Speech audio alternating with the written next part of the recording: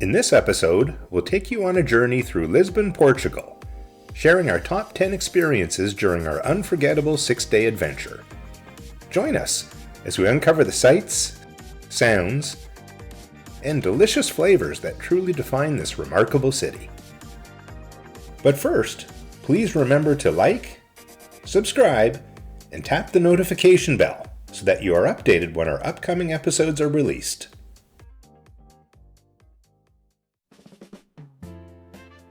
Before heading to Lisbon, we booked a cooking class through Viator to learn the art of making Pastel de Nata, the iconic Portuguese pastry. These tarts are famous for their creamy egg custard, flaky pastry, and beautifully caramelized tops. As you stroll through Lisbon, you'll notice these treats everywhere, and for many locals, they represent the city's rich culinary tradition. Our class took place at Nata, a trendy bakery gaining a solid reputation for its tasty tarts. Nata Bakery is located close to Rocio Square, right in the heart of downtown Lisbon. This square is famous for its unique wave-pattern stone pavement, a hallmark of the area. At its center, you'll find a monument dedicated to King Pedro IV, flanked by 2 matching fountains. Since the Middle Ages, Rocio Square has been a gathering spot for both locals and visitors. We arrived at our class a bit early, so we decided to explore the area near the bakery. While wandering around, we came across a guy selling roasted chestnuts from a little cart right on the street. Since we had missed the chance to try them in Rome, we couldn't resist grabbing some in Lisbon. Yum! And some roasted chestnuts from a street vendor right over here. Not really sure how to eat them, but I think you peel them, pull the nut out. Oh, it's warm.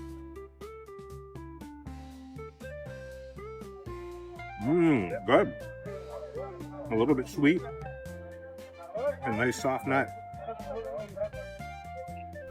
Upon arriving at Nata Bakery, we were ushered into a kitchen classroom. Emphasizing hygiene, we washed our hands and donned hairnets and aprons before this class officially began. We had about 12 people in our group and were paired up at our stations. The instructor went through the steps of making tarts, starting with making the puff pastry. Next, we mixed the dough and added the star ingredient, butter. We folded the dough around the butter and rolled it out to create that deliciously flaky puff pastry. Then, we prepared the custard filling, with everyone in the class actively participating in each step of the tart making process. The hands-on approach made it a fun and engaging experience for all. After filling the tarts, they were baked in an industrial oven, filling the air with a delightful aroma. They came out just right, with that perfect little char on top that's a must for pastel de natas. Each participant received 3 tarts, and enjoyed them in a cozy lounge area with a complimentary drink. Karen and I ate 1 each of our tarts and had the rest boxed up to take back with us to enjoy later. After class, we decided to grab a bite to eat at restaurant A Lota, which is conveniently situated near Rocio Square, and is known for its genuine Portuguese cuisine. Karen started with a refreshing sangria, while I opted for a Sagres Pale Lager, a Portuguese brewed beer. We shared some bread and olives as an appetizer to start our meal on a tasty note. For her main dish, Karen chose caldo verde, a classic Portuguese soup made with cabbage and chorizo, and also tried the pica-pau, which features tender beef cooked with garlic and white wine, garnished with pickled veggies and olives. I ordered French fries alongside chorizo asado, a deliciously seasoned smoked pork sausage that's grilled until the skin blisters and the fat melts. It's served whole and comes with a side of pickled vegetables. We were really impressed by our meal. It exceeded our expectations based on the menu photos. Even though it's in a touristy area, A Lota is a great spot for reasonably priced, authentic Portuguese food.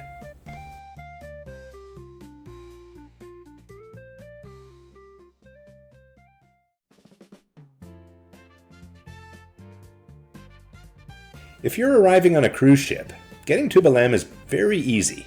just catch tram 15E at Praça do Comércio, right by the impressive Arco da Rua Augusta, the large stone arch. And as you head to the tram stop, make sure to snap a photo with the Lisbon sign in the square. So here's a little hack. You see these city signs all over the world, Cancun, Lisbon, where we are right now.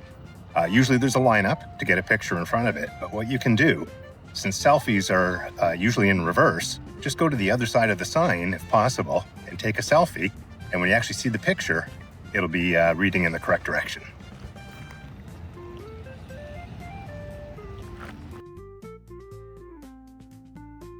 The trip is about 6 kilometers and typically takes around 30 minutes. Don't forget to pay for your ride at the yellow box near the tram doors as soon as you get on. Okay, so we're on the tram. I'm going to go and pay using my credit card. Little kiosk right here. All I have to do is select 2 people, tap my card, and when the validator comes around, I'll tap my card again, it'll show that I paid. 2 people? Got a check mark? So one thing to note, the charge didn't show up on your credit card app right away. It'll show up at the end of the day. For example, here's yesterday's charges. We had a total of 4 rides for $11.65. You can see it's the local and suburban commuter transportation. So they'll accumulate all your rides for the day and then give you 1 charge at the end of the day. Karen and I jumped off the tram at the Hieronymus Monastery stop, which drops you right in front of the stunning monastery. Before starting our Belem adventure, we decided to grab a light breakfast. We crossed the street to Pastéis de Belém to try one of their famous custard tarts. You can't miss it. Just look for the blue and white striped awning and the throngs of people lining up. When Karen and I got there, we noticed 2 lines, one for takeout and another for table service. We opted for table service and joined the line to wait for a table. Even if the line looks long, don't worry, both lines move pretty fast. The entrance might seem small, but it leads to many other rooms. They can accommodate up to 400 guests, and the tables turn over quickly, so you won't be waiting long. After about 20 minutes, we were seated and immediately ordered 2 cappuccinos and 3 pastéis de Belém. Our waiter was quick to bring out the order, and it looked absolutely mouth-watering. These tarts boast a fascinating history that traces back to 1837, created from a secret recipe first developed by monks at the Hieronymus Monastery. Each day, talented bakers make them by hand, adhering to time-honored methods.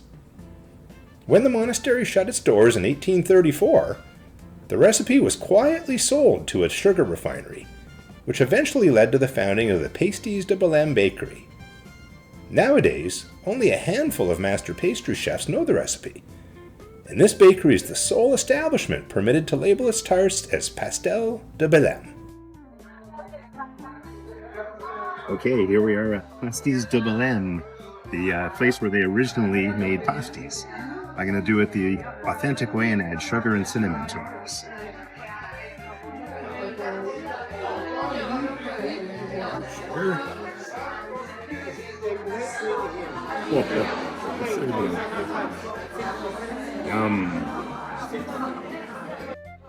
So the cappuccino here comes with whipped cream on top. It's really good. Creamy, sweet cappuccino.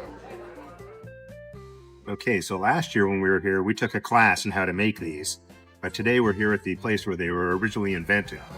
So I'm going to try and remember how good ours were, and let's compare it to this.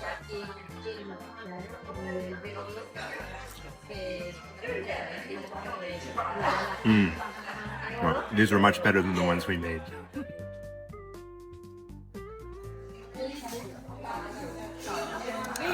All right, we finished our breakfast. From here, we're going to head next door to the Monastery of Hieronymus. See you there. The Hieronymus Monastery is stunning from the outside, and while you need a ticket to explore the cloisters inside, the attached church of Santa Maria de Belém is free to enter. If your main goal is to see the church and Vasco da Gama's tomb, you can simply walk in without spending any money. Although the paid cloisters are the main attraction, it's easy to forget that the church is open to everyone.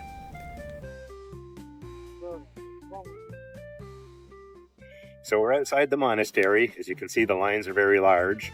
We've decided not to go in, but we're going to take a walk through the gardens over here to the Monument to the Discoveries.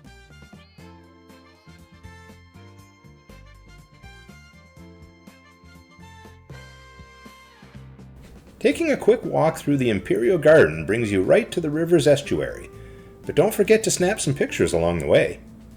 The scenery is perfect for capturing shots of the monastery and the Monument to the Discoveries. Unfortunately, our experience was a bit spoiled by construction work. The fountains weren't operational, and scaffolding blocked the view of the monastery with big cranes taking over the landscape. In order to get to the Tagus River and the waterfront promenade, Karen and I first had to cross busy Brasilia Avenue and some train tracks. So here we are right across the road and the railroad tracks from the Monument to the Discoveries. To get over there, there's no crosswalk. You actually have to go down the steps through the tunnel.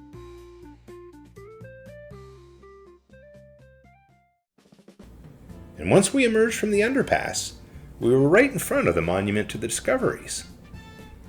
The 184-foot Monument to the Discoveries honors Portugal's impressive maritime history from the 15th and 16th centuries. In front of the monument, there's a spacious plaza featuring a 50-meter wide compass rose and a 14-meter wide world map, a gift from South Africa, that highlights the paths taken by Portuguese explorers. Looks like they've got the world map barricaded off. I'm sure I saw it previously where you could actually step on it and walk across it, so this must be something new.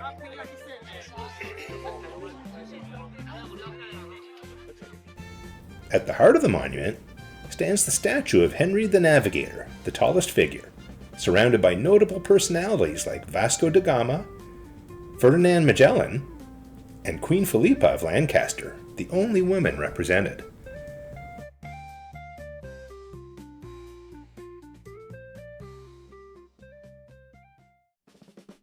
On our way to Belem Tower, we came across a lighthouse. So here we are, standing in front of a lighthouse that apparently has never been used. At its base, there's a small plaque that shares a bit of its history. This lighthouse was built for the Portuguese World Exhibition in Belem back in 1940, aimed at teaching visitors about navigation. Although it never served its purpose as a lighthouse, it has become a popular tourist spot situated right between the Belem Tower and the Monument to the Discoveries. It made for a nice photo opportunity on the way to the tower.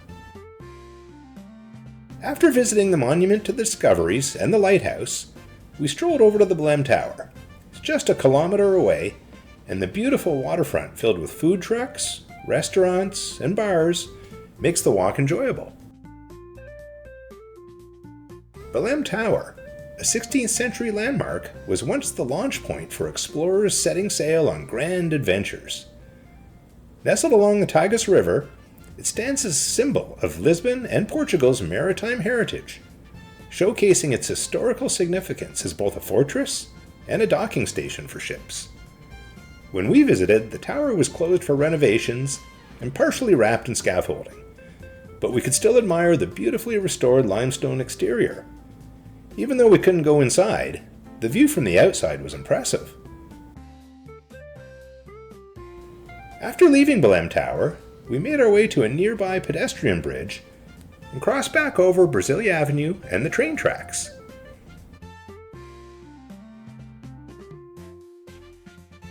With the help of Google Maps, I located the Largo de Princesa tram stop. It was easy to find, and we only had to wait a few minutes for the tram to show up. Once it arrived, we hopped on for a ride back to the square.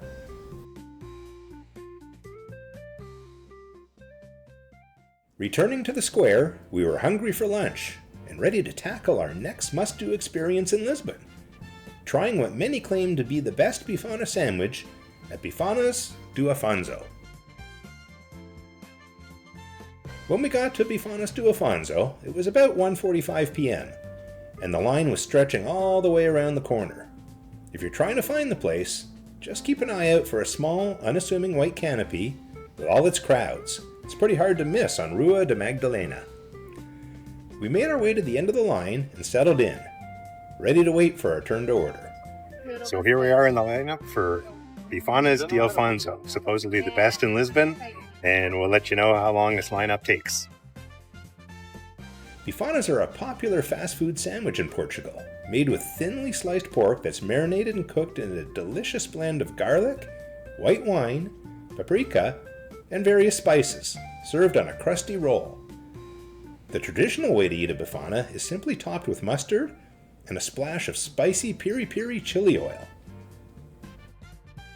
We finally made it to the window to place our order. Note that they only take cash. 2 Bifanas, 1 water, and 1 large. Is that all? €11.70. Oh yeah. Service was friendly, and our order was filled quickly. Look at that. Properly done. A little bit of mustard. And a little bit of chili oil.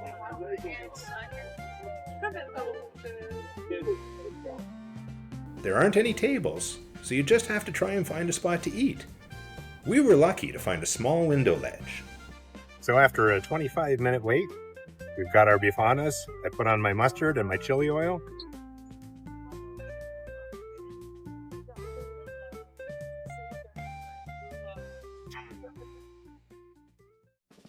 Good. Really Worth the good. wait? Worth the wait. We finished our Bifanas de Afonso, and I gotta say, these are so much better than we've already had in town. The difference is the meat here is stewed as opposed to just like fried pork chops or fried pork loin that we had at the other places. So definitely worth the wait. 25 minutes, I'd do it again.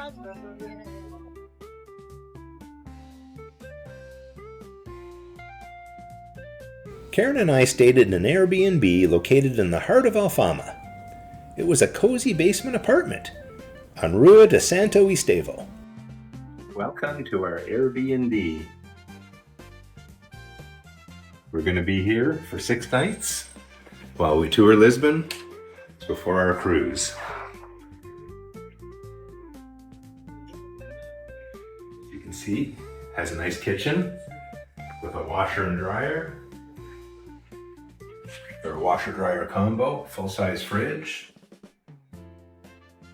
Nice bathroom over here.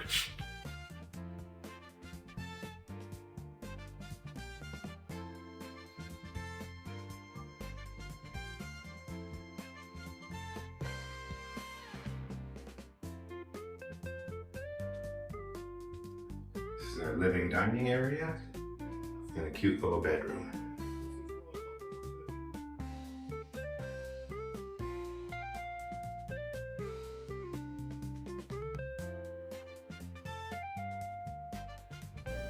While the apartment was quite basic, its prime location made it a perfect choice. We really got to explore and experience life in the oldest part of Lisbon.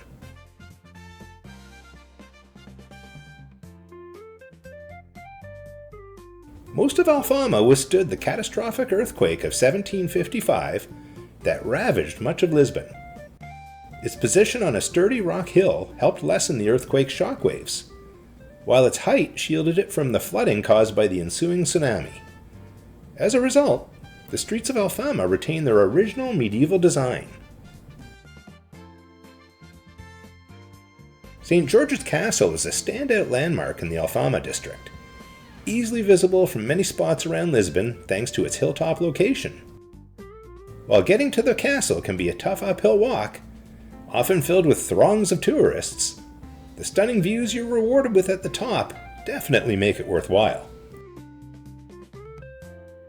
Alfama is also home to the famous number 28 tram, which offers a scenic ride through its picturesque streets.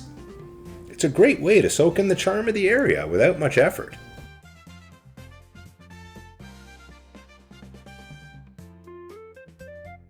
Another highlight is the National Pantheon, located in the Church of Santa Ingresia, where many notable Portuguese figures are buried, including explorers like Vasco da Gama. If you're around on a Tuesday or Saturday, don't miss the Feira da Ladra, Lisbon's oldest flea market, just a short walk from the National Pantheon. The Lisbon Cathedral, which withstood the 1755 earthquake, is also worth a visit. Near the entrance, you'll find the baptismal font where St. Anthony of Padua was baptized in 1195. We had a fantastic time in Alfama. Although it was our third trip to Lisbon, it was our first opportunity to enjoy this unique neighborhood. If you find yourself in Lisbon, make sure to explore Alfama. It's a great place to dive into the city's vibrant culture.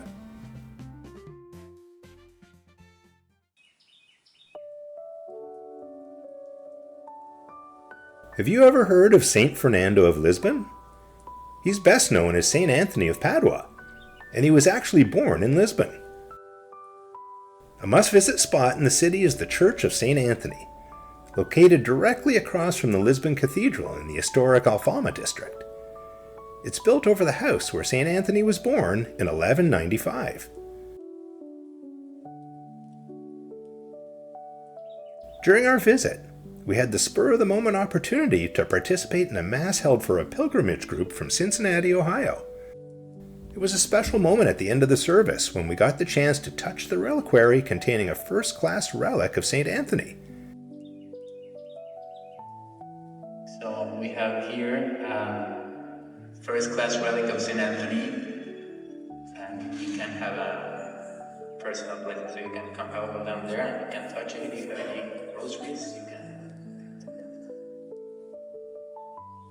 It felt really humbling and sacred to connect with something so meaningful. Following the Mass, Karen and I went to explore the birthplace of St. Anthony, which is found in the church's crypt, and where remnants of the original structure can still be observed. As we made our way down the steps, we spotted a modern tile panel on the staircase wall that depicts Pope St. John Paul II praying there during his visit back in 1982.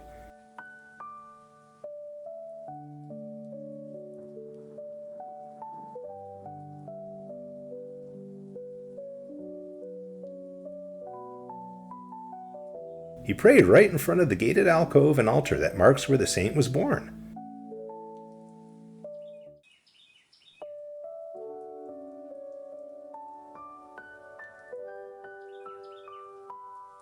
Lisbon is home to many stunning churches and cathedrals, but the Church of St. Anthony stands out as a must-visit destination during your time in the city.